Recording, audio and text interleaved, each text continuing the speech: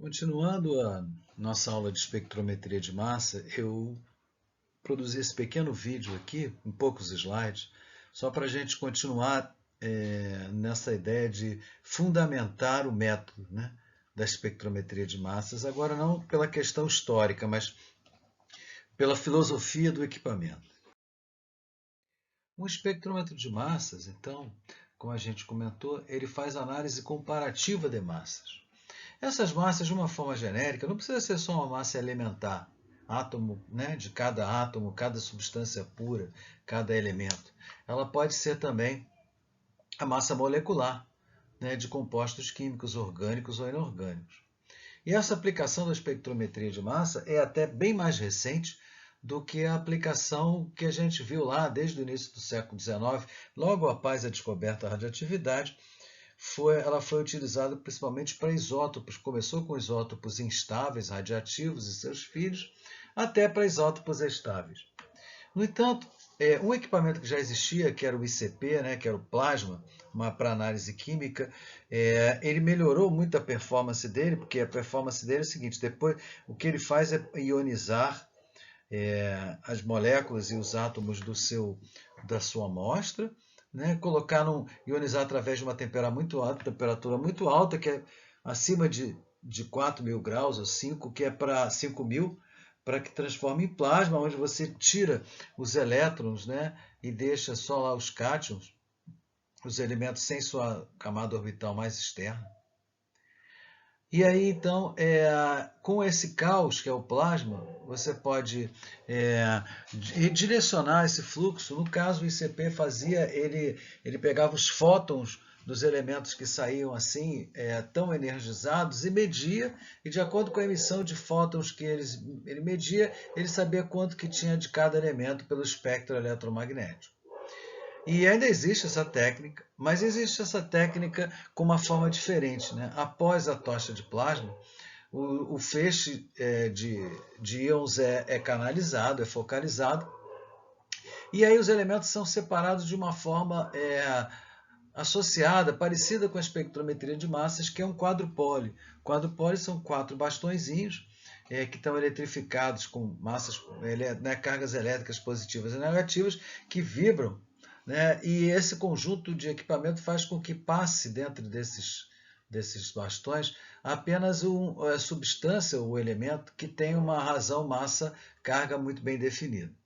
Aí depois dessa separação, há uns detectores ao final do equipamento que detectam a quantidade de íons que está chegando com cada massa-carga, compara com padrões de concentração conhecida dos elementos ou compostos que você quer, e nessa análise por padrões, ele te dá a concentração. No caso da geologia, para elementos traços, elementos maiores, e tem um baixo nível de detecção de ppm a ppb. Mas voltando aqui, né, para a espectrometria de massas em geologia isotópica e geocronologia, que é aquela que é pioneira, é uma análise comparativa de íons, né? Primeiro que não são mais de compostos, são de elementos químicos. E ainda assim não são quaisquer elementos. São aqueles elementos que têm diferentes massa atômica, né? Que não são, que não tem apenas um valor de massa. Nem compara a massa entre elementos. É só sobre o que a gente vai medir são massas de isótopos, né? E os isótopos têm 3 tipos, né? São os isótopos estáveis, quer dizer que aquela proporção lá de vários isótopos de um mesmo elemento se mantém razoavelmente constante se você não mudar muito as condições físicas, né? Os isótopos instáveis ou radioativos e os isótopos radiogênicos, que são aqueles que são produtos do decaimento dos isótopos estáveis, né? E que depois que são formados, eles passam a ter a sua estabilidade, mas a sua proporção sempre aumenta se você estiver no sistema on-pi para decair e gerar cada vez mais radiogênico. E aí essa espectrometria ela tem um nome específico, em inglês chama-se Isotope Ratio Mass Spectrometry, né? Ou espectrometria de massa de razão isotópicas. E doravante vai ser esse tipo de espectrometria que a gente vai se referir aqui nesse curso, tá? Então, Miguel, Restringir a espectrometria somente a elementos que contêm isótopos é uma técnica isso é restritivo? É uma técnica pouco aplicável? Não, porque dos 118 elementos conhecidos da tabela periódica, né, menos do que 20% disso é que não possui elemento isótopo natural, né? E a gente fala isótopo natural porque você também tem os isótopos artificiais que você irradia num reator. Por exemplo, o césio, que está aí, é um elemento que só tem um isótopo e ele é estável, 133. Mas a gente conhece um episódio que aconteceu lá em Goiânia com vazamento de césio, se eu não me engano é o 134, eu posso estar errado, mas é um césio produzido, né, até como acho que vem de subprodutos do processo das usinas termonucleares, e que é utilizado como fonte de radiação para raio-x, né? E aí lá houve o caso de um pessoal lá que acabou quebrando uma fonte dessa, expondo-se à radiação do césio 134.